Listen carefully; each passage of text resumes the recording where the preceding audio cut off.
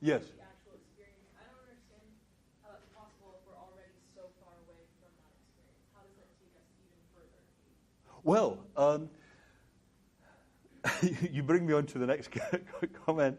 Right, that's a great question. Right, if we're already so far away from the bat, how does the scientific thing take us any further away?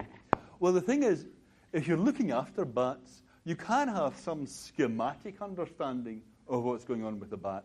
I mean, you can know that it's hungry. Yeah, I guess people who look after bats can know there's a good idea to feed them. You can know when they're not feeling well, something like that. You can have what they call some schematic understanding. If you've got a whole bunch of penguins, you might think, well, what's that like being a penguin? Must be cold down there. Aren't you cold a lot of the time? But you could get some schematic understanding of the mental life of the penguin. But what you can't have is any kind of detail. What you can't have is the kind of detail that we ordinarily take for granted, that we can imagine each other's mental lives with.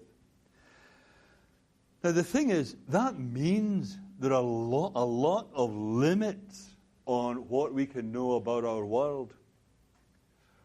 Because of these limits in our imagination, there are facts about our world that we can't know to be true. There are facts about what it's like for the bat that you can't know, I can't know.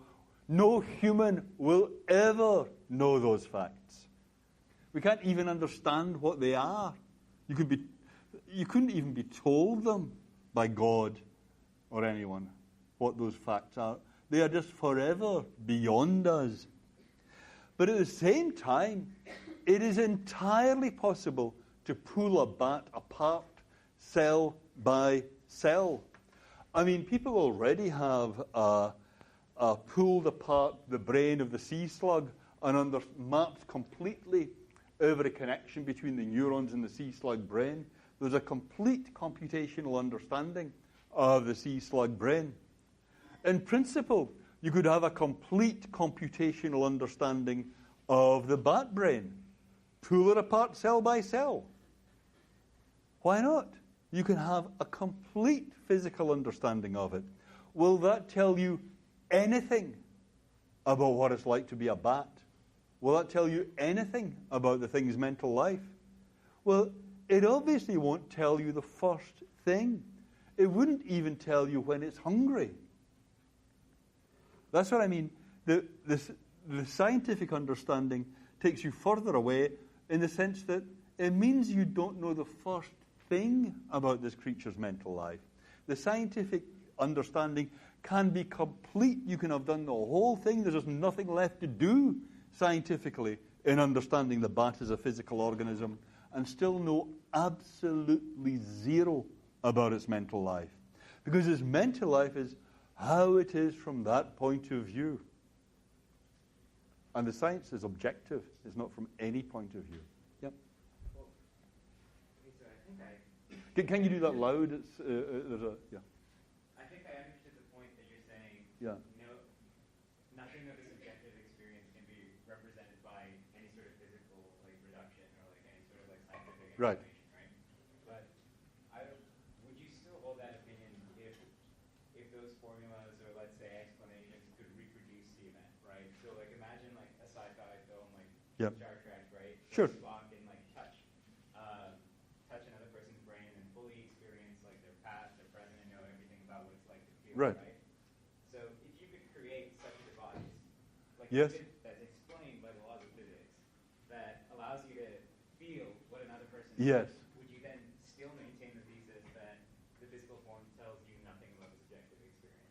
Yes. Because that's the essence under it. Well, let's take this slowly. I'm all in favor of the Spock gadget. Let's do it, right? Let's suppose I can touch your head and I understand exactly what's going on in there. Right. Yeah. I get a full imaginative understanding of that. Yeah. Now, the thing is, if you think about the chemistry physics analogy I was giving earlier, or the boiling water and the glass kind of analogy, then suppose you never heard that there was such a thing as a glass cracking. Yeah?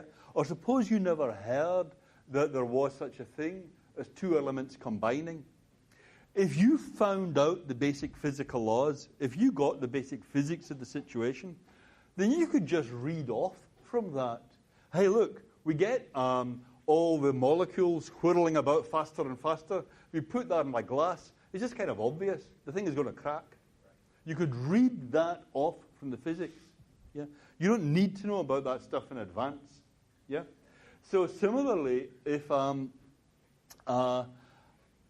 you've got a whole bunch of elements and you find out about the physics of the atoms containing them, you can say, let's stick them together.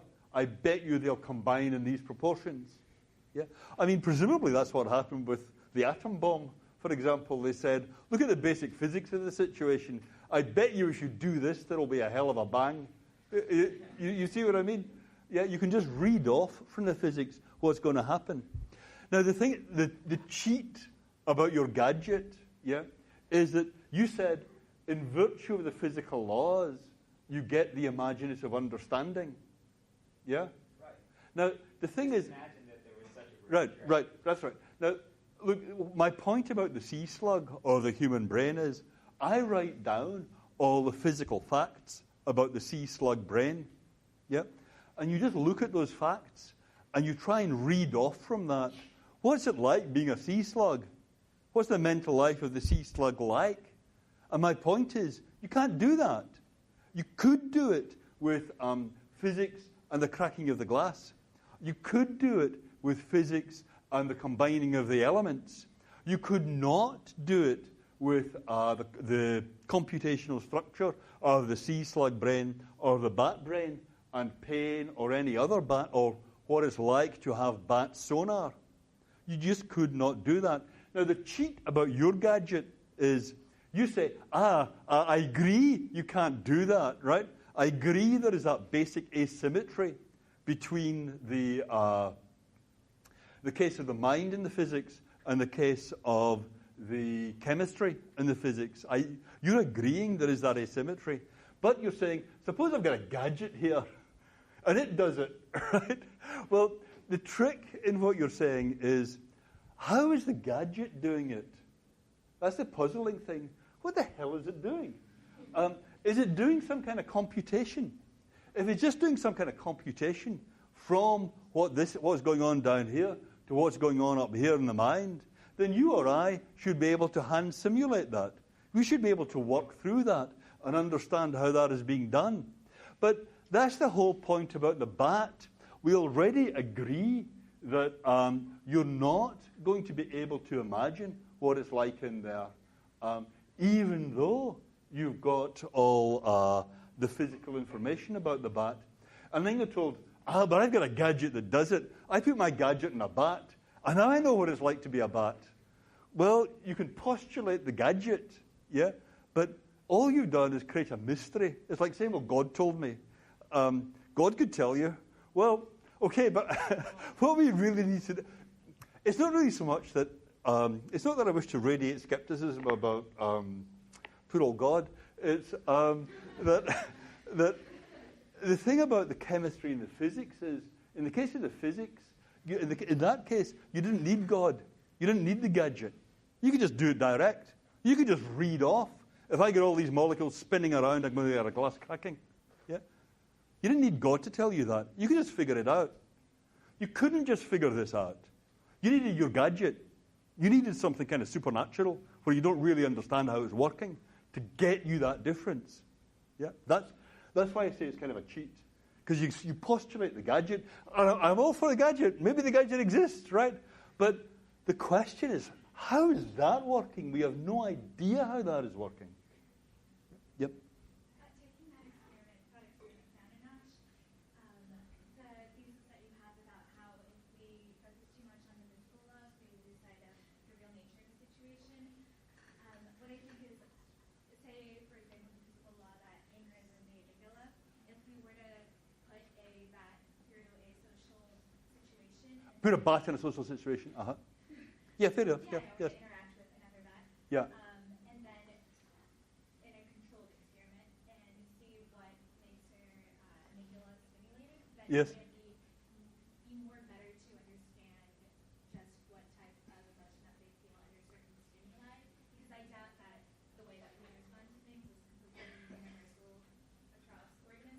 Yep. I completely agree with everything you say, that if you look at bats in social situations, you could figure out something about their emotional lives. Yep. I think the thing about the amygdala is just a dummy, though. You didn't need to be monitoring their amygdala to get that result. If you just look at the bat in a social situation, you may be able to figure out, oh, they have friends, they have enemies. You see what I mean? You could get something about their mental lives from that. I don't at all disagree with that. The key thing is, what's bat sonar like? Yeah. And that is not going to help with that, to get the social things. You could find out they're gregarious, or maybe they're not gregarious. Maybe they don't really interact socially. Yeah. So I agree you could get a further fix in their mental life. But the first thing is, the shuffle through the brain is really a kind of dummy here, because you could have done that without bothering to monitor their brain. And the other thing is that the key thing that Nagel was talking about, namely, what's bat sonar like, what's bat experience of the world like, that is as far off as ever. But their experience with the world, I feel like if we were to maybe better understand like what parts of the brain are stimulated under certain external stimuli, that may take us closer to be better able to empathize or something like that. I think the thing with the social thing, we could empathize anyway. But look, with the bat sonar, really such a lot is already studied about bat brains and bat sonar. Yeah? It doesn't take us a bit closer to being able to imagine what that kind of experience is like. Yeah? I mean, I told you just a little bit when I was talking about the pulses. Yeah? Did that help? That just made it seem clear that you're not going to be able to do it. That was why I told you that. Right? Because once you get the detail on the underlying physics here, you think, my God, I have no idea what that would be like. Yeah? Yeah. More like if you know if they're happy and sad or in a certain situation, like know that, but you don't know what it's like to be. Exactly. You're not getting the detail. You're getting that kind of schematic understanding of their mental life, but you're not getting the details filled in. Figure out like the physics of their brain, like you can understand that, but you don't know what it's like to be happy. That's exactly right. Yeah, I think that's exactly right. Yeah, yeah. Okay, let me just whiz through this. We will come back to this stuff soon.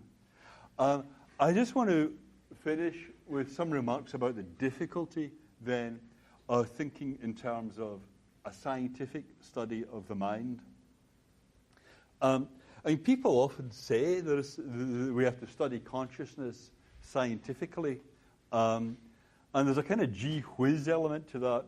Doesn't that sound kind of, wouldn't that be wonderful? A science of consciousness. But look, science is trying to describe the world as it is objectively. That's what science is, right? Science is nothing if not objective.